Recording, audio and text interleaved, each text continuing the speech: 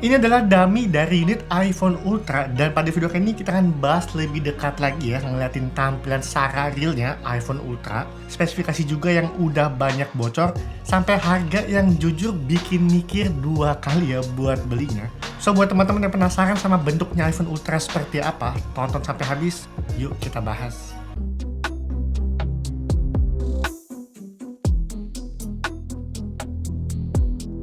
Pada video kali ini kita akan ngebahas bocoran iPhone Ultra, kita akan ngelihat tampilan desain lebih dekat lagi guys. Sama seperti tahun-tahun lalu, ketika bocoran dummy iPhone 17 Pro rilis, final desainnya itu nggak terlalu jauh berbeda dari tampilan model dummy-nya ya. Semakin dekat dengan tanggal perilisan iPhone di bulan September, ngomongin buat bocoran iPhone dummy-nya ini juga semakin akurat ya guys. Dan kali ini iPhone Ultra model dummy-nya udah banyak beredar ya. Yang pertama kita ngomongin buat tampilan desainnya yang bikin beda dari semua iPhone yang pernah ada. Kalau teman-teman liatin tampilan desainnya, iPhone Ultra itu lebih lebar ya, bukan memanjang tinggi ke atas. Semua iPhone yang pernah Apple bikin itu rata-rata bentuknya portrait, tinggi, dan ramping. Cuman iPhone Ultra kalau dibuka, bentuknya tuh lebih mirip seperti kayak teman-teman lagi buka paspor, atau lebih mirip seperti iPad mini kalian ubah posisinya ke landscape ya. Seperti yang teman-teman lihat juga di gambar ini, dalam posisi dilipat, itu juga udah kelihatan agak lebar guys. Dan ketika iPhone Fold-nya dibuka, kalau bisa lihat ukurannya, itu lebih mirip kayak iPad mini ya sejujurnya. Jadi ngomongin buat size iPhone ini, itu ketika dalam posisi dilipat, berukuran 5,5 inci, yang dimana ini menurut aku tuh udah cocok banget ya guys buat kebutuhan sehari-hari. Buat layar depannya, cukup buat balasin pesan teks, kayak buat balas chat WA segala macam. Cocok juga buat cek notifikasi, buka maps, sampai ke aktivitas teman-teman buat nonton YouTube atau sekedar buat liatin Reels, TikTok. Layar 5,5 inch di bagian depan itu udah cocok banget ya. Dan buat layar dalamnya ketika dibuka itu berukuran 7,7 inch sampai 7,8 inch. Buat konteks iPad mini itu ukurannya 8,3 inci ya. Jadi ya bayangin aja teman-teman megang tablet dengan ukuran yang super mini 7,8 inch, tapi tabletnya bisa kalian lipat jadi seukuran HP. Ini sih menarik banget ya. Selanjutnya ngomongin buat seberapa tipis iPhone Ultra ini. Dari sumber supply chain bilang ketebalannya itu sekitar 4,5 mm ya ketika dibuka. Itu lebih tipis dari iPhone manapun yang pernah ada ya. Bahkan lebih tipis dari iPad Pro sampai iPhone Air juga. Tapi kalau dilipat, tebalnya itu lebih mirip seperti iPhone 18 Pro Max yang juga udah bocor ngomongin buat tampilan dummy modelnya. Dan kalau kita lihat lagi, di bagian sisi kanannya, ini ada dua tombol yang terpisah. Satu kemungkinan adalah tombol power yang juga berfungsi sebagai tombol buat Touch ID-nya guys. Dan buat tombol satu lagi, menurut aku ini adalah tombol untuk kamera kontrol. By the way, ngomongin buat soal Touch ID, ini penting banget ya. Karena iPhone Ultra itu dikabarkan nggak pakai Face ID. Kenapa? Karena ketebalannya yang benar-benar ekstrim banget ya, 4,5 mm.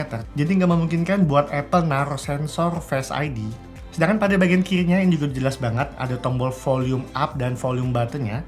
Dan pada bagian paling bawah juga udah kelihatan untuk USB-C-nya guys. Ini sih slotnya juga bener-bener ramping banget ya.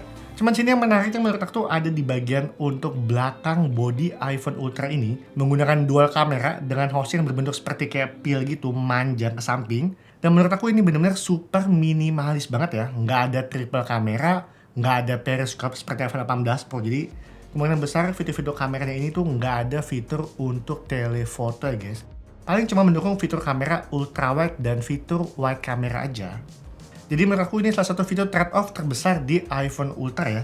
Teman-teman bayar mahal tapi dari segi dukungan kameranya, kalian nggak bakal dapetin seperti yang ada di varian Pro Max-nya, 18 Pro dan 18 Pro Max ya. Seperti fitur-fitur terutama buat dukungan telefoto.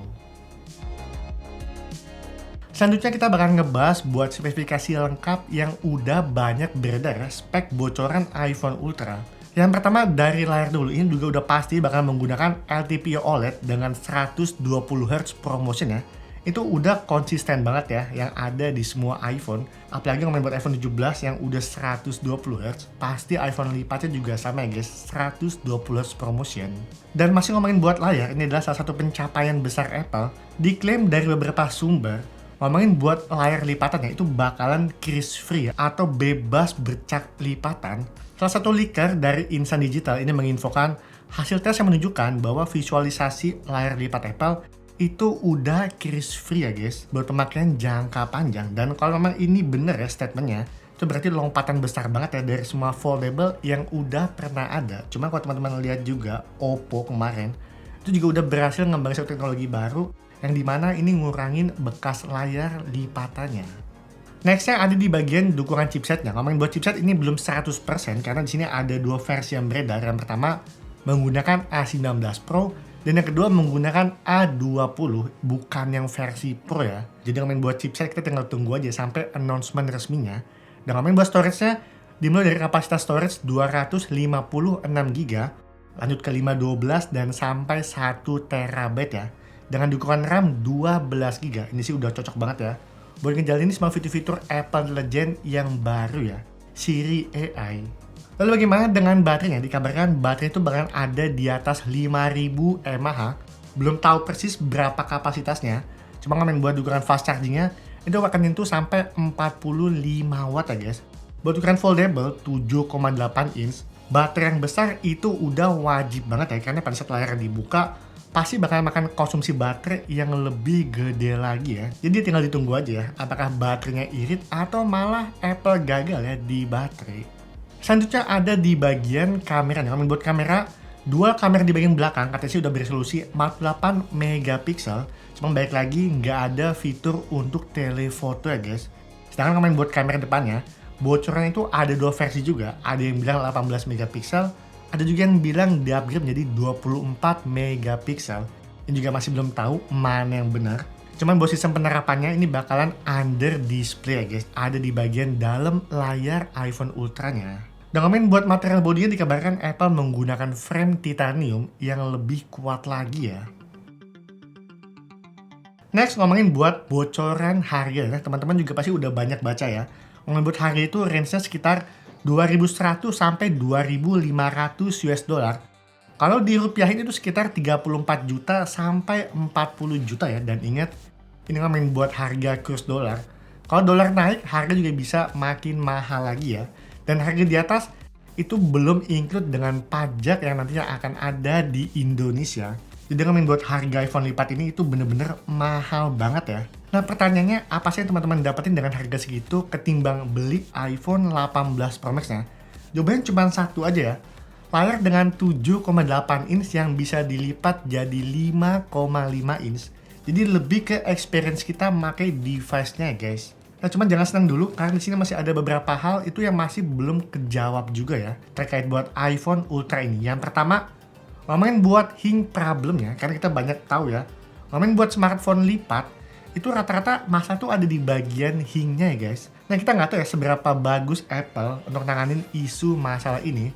Ngomongin buat batas buka lipatnya dan segala macam, seberapa kuat materialnya kalau jatuh atau kena air, ini juga masih belum tahu. Dan yang kedua ngomongin buat soal MagSafe charger, dikabarkan iPhone Ultra itu katanya sih belum support buat MagSafe ya guys. Jadi dengan harga yang mahal, fitur MagSafe ini belum support ya. Dan yang ketiga ngomongin buat durability secara keseluruhan, ini juga kita masih belum tahu ya buat pemakaian jangka panjangnya seperti apa. Karena balik lagi guys soal hing tadi, yang namanya layar dibuka tutup, dilipat, itu cepat atau lambat pasti hingnya tuh ya kalau udah agak lama pasti ada aja trouble-nya. Jadi ngomongin buat soal durability, ini kita juga masih belum tahu seberapa kuat. Jadi baik lagi yang ngomongin buat iPhone Ultra ini sebenarnya worth it atau enggak sih buat dibeli. Kalau memang teman-teman udah biasa pakai versi iPhone dengan ukuran yang lebih besar, pakai versi Pro Max terus, sepertinya iPhone Ultra ini cocok buat kalian ya. Ini bakal jadi produk yang sangat menarik banget ya kalau teman-teman udah biasa pakai HP yang besar. Cuma kalau teman-teman ngincer HP dengan kamera terbaik, dengan dukungan Face ID dan baterai life yang udah pasti aman juga, ya 18 Pro Max bisa menjadi pilihan yang paling tepat ya buat kalian. Jadi baik lagi, ngomongin buat iPhone Ultra ini tuh bukan buat semua orang ya. Ini adalah statement produk untuk orang yang mau jadi pertama megang foldable iPhone. Yang diincar adalah pengalaman layarnya guys, layar lipat ini. Al pribadi kayaknya tahun ini juga bakalan beli iPhone Ultra ya. Nah yang jelas, buat Apple Event tahun ini 2026 yang akan diadakan pada bulan September, itu bakalan menjadi event yang paling beda dari event-event lainnya. Nah segitu aja komen buat iPhone Ultra kali ini. Menurut teman-teman gimana nih dari tampilan desain yang udah beredar, spesifikasi, kamera, sampai ke harga. Apakah worth it buat dibeli? Tinggal tulis aja di kolom komentar. Sekian video kali ini, sampai ketemu di video selanjutnya. Bye-bye!